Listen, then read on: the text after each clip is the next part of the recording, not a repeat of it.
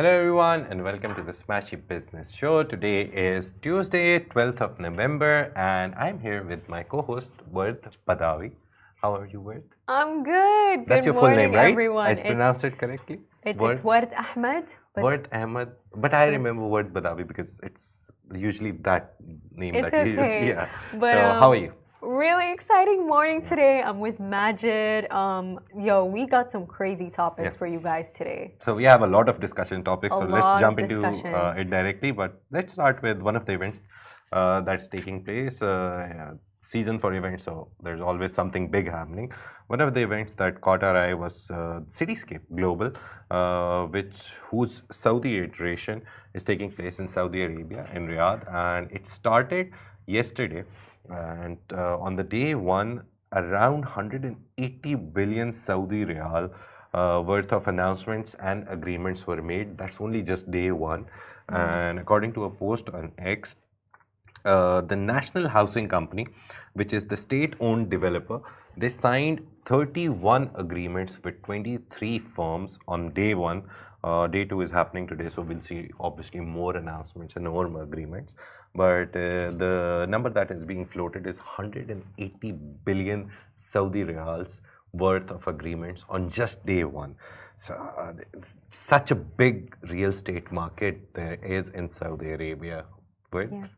Real estate, it's really important We nowadays. see in Dubai it's very big, right? Of course, it's really big, and I think it really does drive the market. But with real estate, I always think about how the market is so oversaturated. Yeah. Like, of course, it's pretty successful, but to actually become successful in the real estate market, I believe you have to become a shark. Yeah. But obviously, the big developers are always there. And the good thing about Cityscape is that it's a place where deals happen. It's not a place where project launches are there. So obviously, there's always project launches. Some companies will always bring their miniature styled, we're launching this, we're launching that. But it's a deal making event. What I've heard and read about Cityscape, I've been linked somewhat to it for the past 2-3 years. So I know Cityscape a lot. So deal making and most importantly, money coming into the sector. The interesting number that I was reading about the Saudi real estate market is funny that they have nearly a demand for, let me correctly number. So Saudi Arabia currently wants to achieve a 70% home ownership rate in Saudi Arabia. So they want everyone to own a home, not rent a home. But you know, Majid, Yeah. I believe the reason for this is also, I remember we did a publication on how it was found that a lot of Saudi Arabians invested into homes in England, I believe it was. Yeah, they invested into homes in Europe instead of in Saudi Arabia. And I believe that now we're going to see a shift in that because they're actually going to have these projects coming in.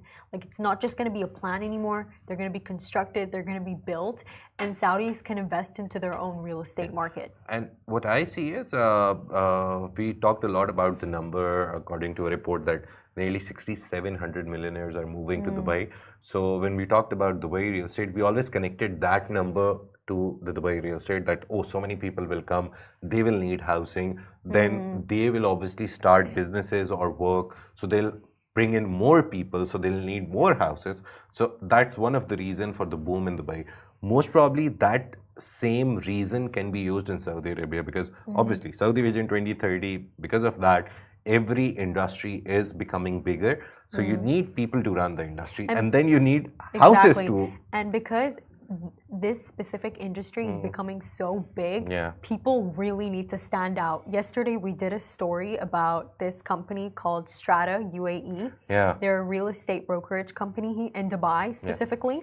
And what they're doing is that they're leveraging YouTube documentaries as like a marketing tactic to get people to to get people to obtain their services.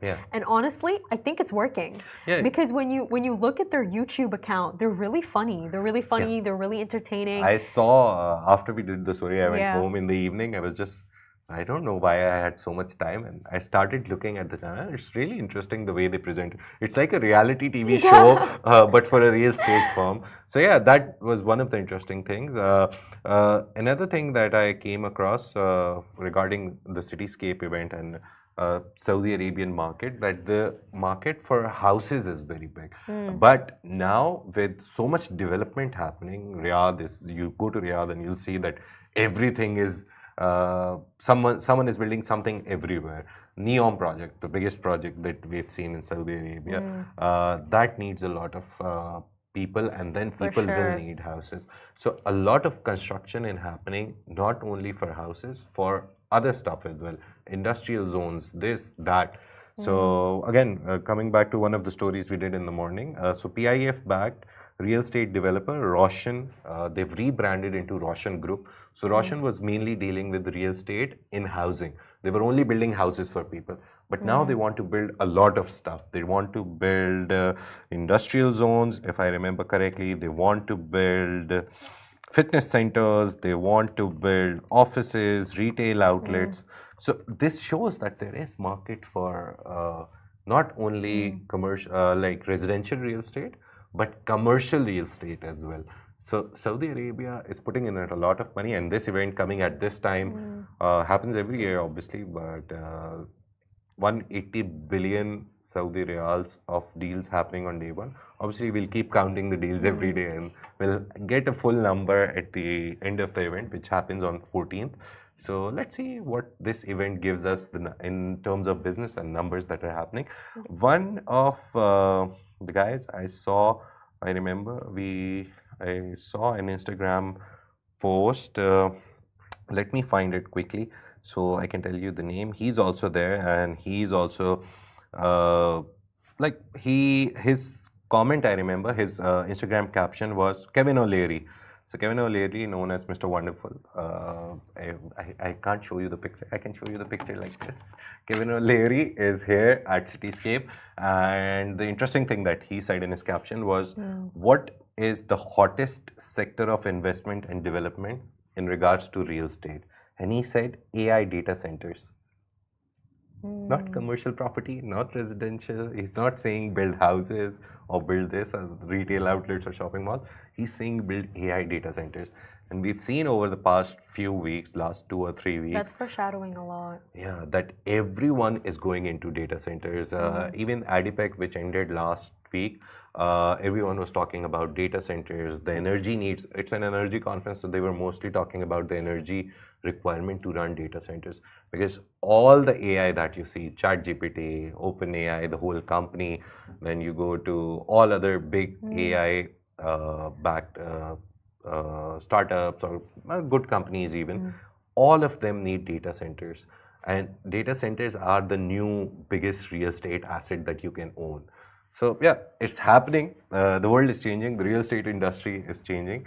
So if you are investing next, try to, if you believe in Kevin O'Leary's words, AI data centers are the next thing that you should own. And obviously, energy needs, you have to somehow get up with it. Renewable, I read somewhere that renewable energy doesn't cater completely to it. Data centers will need that carbon and oil backed energy. So yeah, it's interesting. Everything is connected. So just giving you an idea of what's happening here. An even more interesting topic that we have today is that the Talabat IPO is finally coming.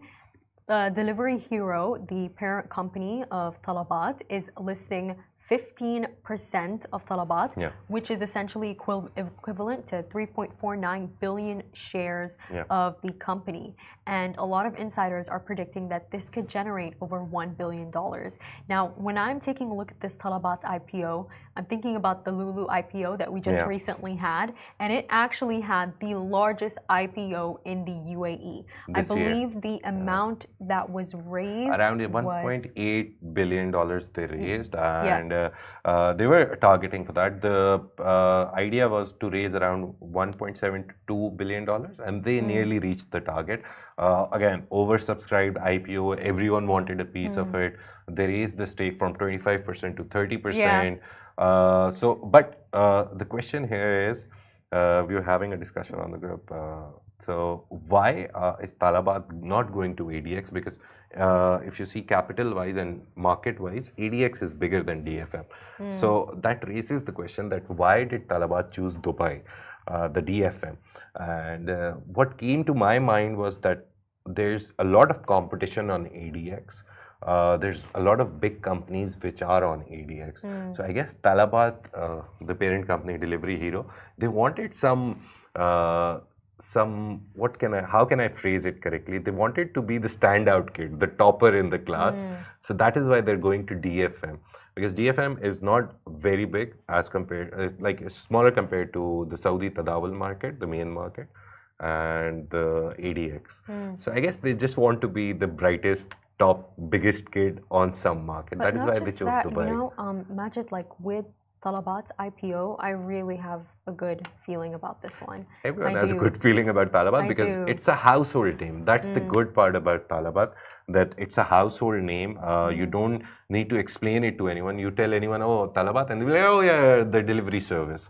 So, yeah, some more details. CEO Tomaso Rodriguez, there was a whole prospectus that was published. So, CEO Tomaso Rodriguez explained in it that the focus would be on growing within current markets.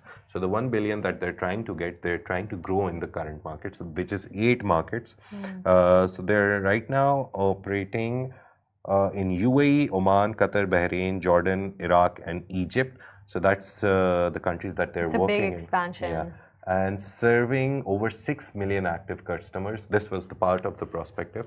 So still 6 million active customers, 8 countries, 8 markets that they are already in. So his idea is that we will consolidate ourselves in these 8 markets. Usually it's expansion or making the service better. So they're focusing on making the service better through this 1 billion IPO.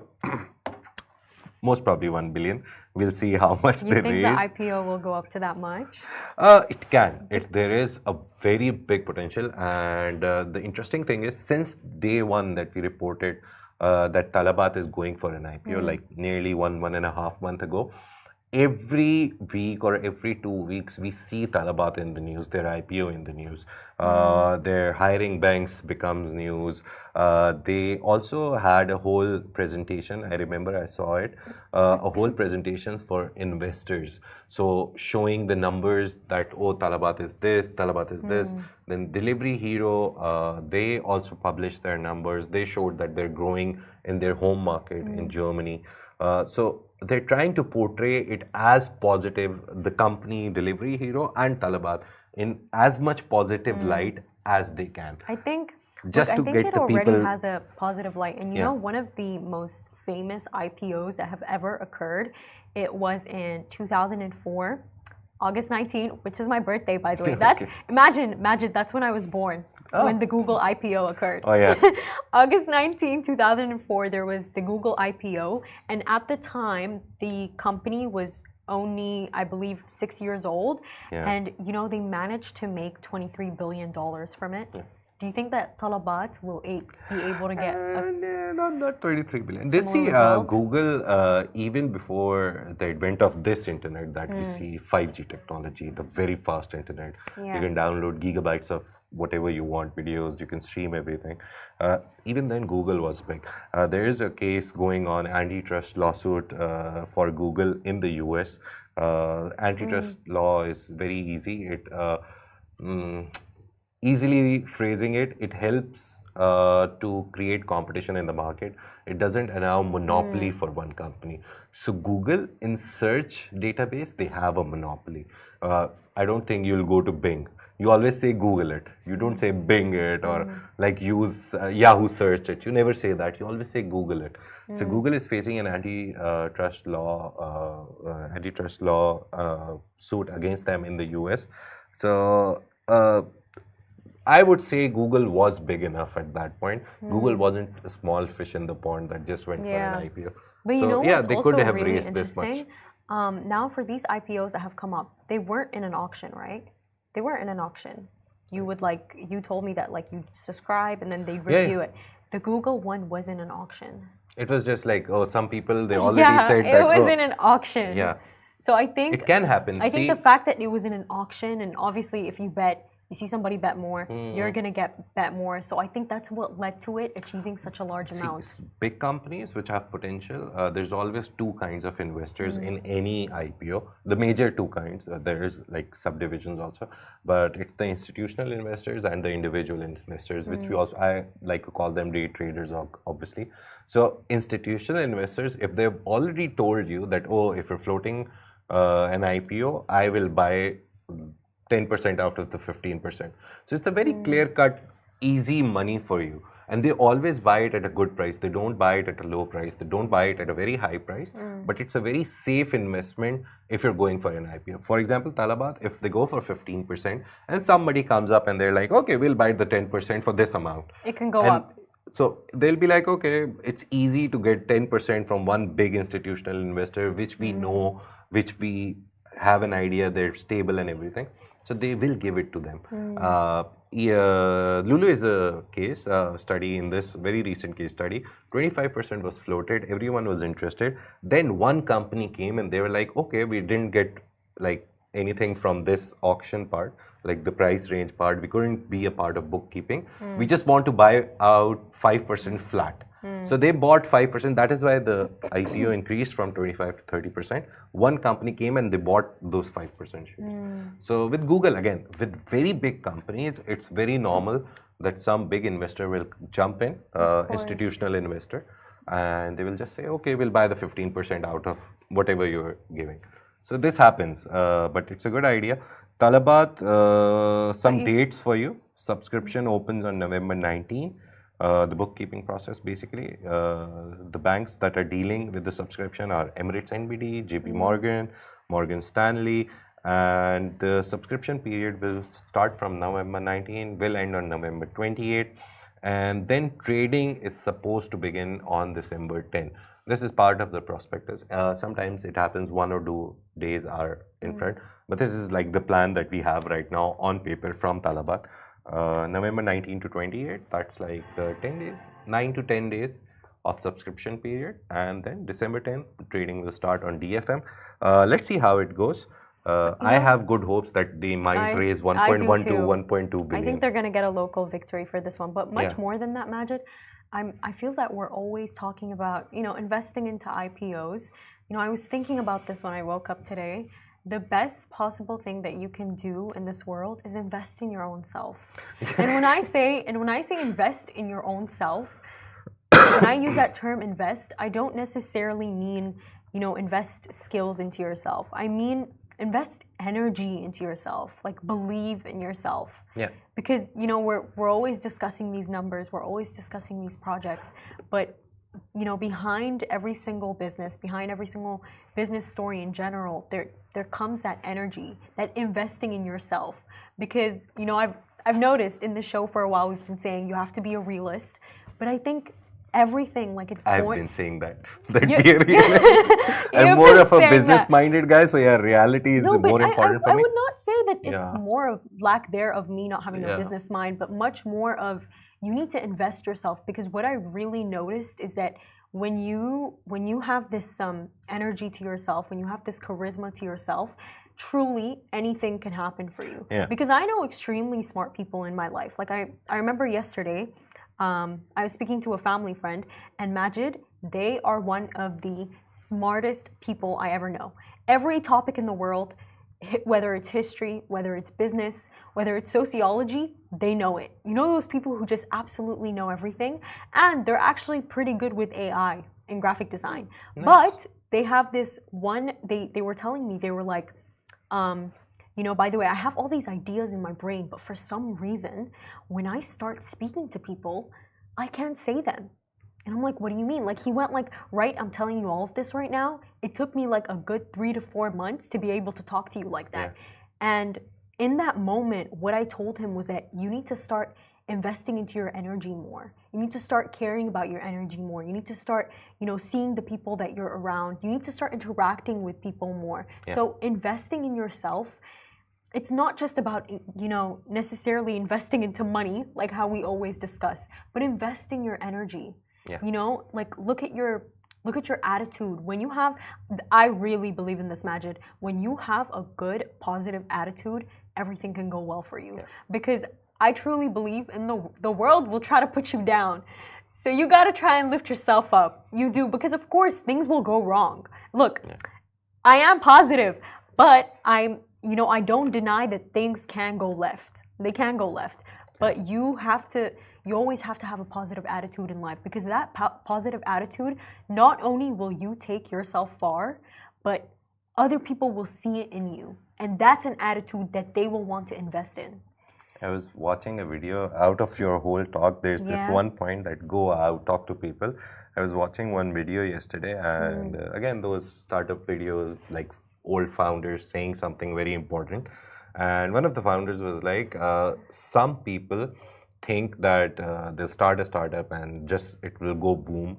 But some people actually got rich or became famous because they were friends with a good person who had an idea. So he was like, just don't think about ideas only that, oh, I will do it. Exactly. Always go and try talk to people. Maybe you find someone who's thinking about an idea and you can contribute to it. So he gave examples of Google founders, Larry Page and Sergey Brin. And he was like, Sergey Brin told me very clearly that I didn't have any ideas of my own. Larry Page had an idea, and I went to him and I talked to him, and he was the shy kid. I was the more talkative one. And I went and I talked to him, and we came up with Google. He also gave an example of Facebook. That Mark Zuckerberg, if you've seen the movie Social Network, Mark Zuckerberg didn't have like the initial $10,000 that he needed for the servers to like host Facebook, now that we see it. But in the initial stages, he didn't have that kind of money. And one of his friends, I don't remember the name, founders of Facebook. So that guy, basically the CFO at that point, Eduardo Severin. So he gave him the 8 to 10K, and he was the guy who was dealing with on the initial stages, the business dealings. He was the CFO. And later when he like got nearly something in billions just out of that 2 or 3% that he still owns in Facebook. So he's like, yeah, just go out, don't be shy. If you're shy and introvert and you're a genius, that's fine. But if you know that you're not a genius, you have to be like introspective. You have to know that where you stand. If you're a good talker, go find people who are shy and geniuses and good at making a product but not marketing it. So be that person. So that was a very good idea that, go out, find people who have good ideas, and in their environment, help them grow and you grow. And it's a team effort, to be honest. What Majid here is saying, it's so important, because nowadays a lot of people underestimate the power of having a community. Now, you know what I noticed, Majid? And I find it so shocking, because I'm Sudanese. And in Sudan, even if you're walking the street, we all greet each other. We all go like, Assalamu alaikum, and we keep walking. That's something that we just do. But here I notice, I run around my community. I go on my runs. And when I'm running... What are you running from? What do you... that's the best joke I could come up with. That's a really good question. That's a really good question. Running from? I'm one of those people. When I have an issue, I keep it running. Yeah. But point so that's your out, your... to be honest with you, it's... way of staying grounded. Yeah, running, it's a relief for me, because it's like when you're running, it's like you're holding the energy, the adrenaline of the world with you. That's how I feel. But when I'm running, Majid, imagine I run every single day at the same time. I see the same people in my community. Some of them I smile, they smile back, but some of them I smile, they don't give you a smile, they don't wave. People are very disconnected from each other. And even, by the way, if you take a look at the mental health statistics in this century that we live in, they're horrible. They're completely horrible, which is very surprising, considering the fact that, we're all on the media, we're all communicating with each other. But we're not. We're not. The human-to-human connection is missing. We have all these streams of communications, but it's not enough. It's not the same as human touch. It's not the same as speaking to people. And community is so important. When you have a community, you completely change as a person. We had this guest, the last guest we had. Ronnie Haj? Yeah, Ronnie Haj. Yes. He talked about startup community, that he's providing a community for the kids who want to become a part of startup. And talking about communities, we have a very big... Founders Connect. He's a part of Founders Connect. And talking about communities, we have a very big Gulf community, which is called the GCC. So they are leading... trying to get a good segue into the next story. So GCC has beaten the global average of AI adoption, generative AI adoption mainly. So generative AI is more ChatGPT, DALL-E, all the video, audio, pictures, text generators, all the generative AIs. They've beaten the world average. World is has an adoption rate of 65%. The GCC countries have an adoption rate of 75%. So they're adopting generative AI more. And the survey was done by McKinsey. It's a new report that they published. And another important part of it was that there questioned a lot of people throughout the world about it. And in the GCC countries, which is UAE, Saudi Arabia, Egypt, all these countries, Kuwait, Oman, Qatar, these countries, the people said, the companies, the employers, and the bosses, they said that for at least one function in their company, they've completely now relied on generative AI. So that's a good number because adoption rate for generative AI is very important. I know it's bad for people who are doing the job, but we created videos. We do videos on Smashi, Instagram, which are AI made, the voiceover, the graphics, the text, all of it comes through generative AI. We do a lot of other stuff using generative AI. The whole company, Augustus Media, we're very forward in this that we try to use generative AI as much as possible to reduce the production time. Basically, it's more productivity. The thing that can happen in 3 hours using humans can be done in half an hour using generative AI. So yeah, GCC is doing good in this as well. Yeah, so smart move by GCC. There's some numbers I saw. $35 billion annually generative AI is contributing, could contribute to the GCC economies, just generative AI, and about 2.3% of the region's GDP. So $35 billion generative AI can contribute, and it's 2.3%. So yeah, just a big number coming from just generative AI, maybe investing in it, maybe using it. So yeah, that's one of the stories that happened. Apart from that, oh, we're running out of time. We always discuss the first story very long, right? Yeah. And with that being said, thank you so much. No, we have lean technology. Really? We can talk about it, producer. Can we take 4 minutes? Yes, he says yes. So we can talk about lean technologies. So Saudi Arabia's lean technology has raised $67.5 million.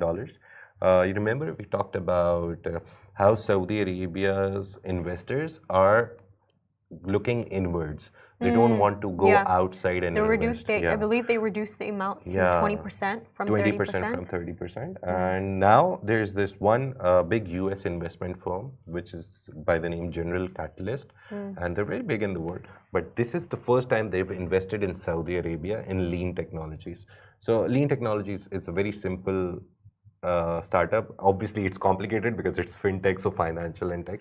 But if you're like Tabby and you need payment solutions, like how will people pay me and all of that, lean technology provides that. So yeah, lean technology raised $67.5 million, Series B, and the biggest lead investor was General Catalyst. So this is the first time General Catalyst, a US firm, has come into Saudi Arabia and invested. So I think their idea of pulling back from the world is working. And I remember at FII, the governor of PIF, he said that we want the world to come to us now. We don't want to go to the world and splash money on their products.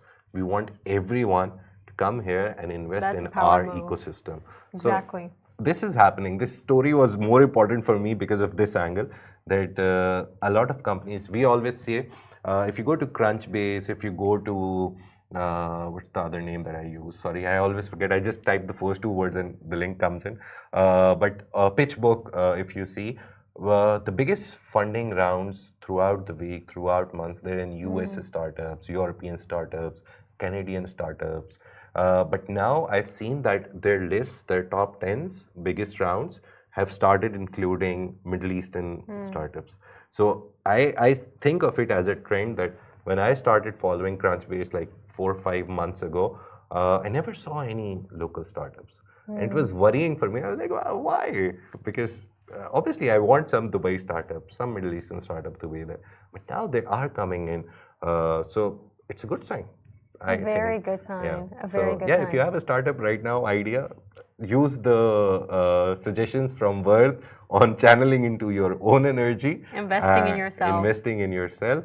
And go for it. It's the best time right now if you're in the Middle East. It's the best time all the time. It's the best time all the time, but right now it's the perfect time in the Middle East. There's so much help, support, again, community that is there which can support you in your idea. If you have a good enough idea, if it's a workable or a scalable idea, you have a very good support network in the Middle East right now. Just go for it. I don't think you'll get a better time than this. Quoting Sam Altman, OpenAI, again, one of the videos I saw and it stuck with me. Someone asked him recently that what is the best education you can get right now? It's like, don't get education, go towards business. Go to people who are doing business, who are doing startups, who are starting startups. Go to them, talk to them, get your formal education to an extent, but don't rely on it. Rely on the knowledge of the startup founders and come up with your own idea. I agree with you on that. It's like, this is the best time ever in the last century. Exactly his words. Best time in the last century where entrepreneurship is at its peak and you get support from everyone and everything. So yeah, if you have an idea, go. Thank you so much for watching. This is the Smashi Business Show, a part of Smashi Production under the Augustus Media Podcast Network. Do make sure to tune in tomorrow. Bye-bye.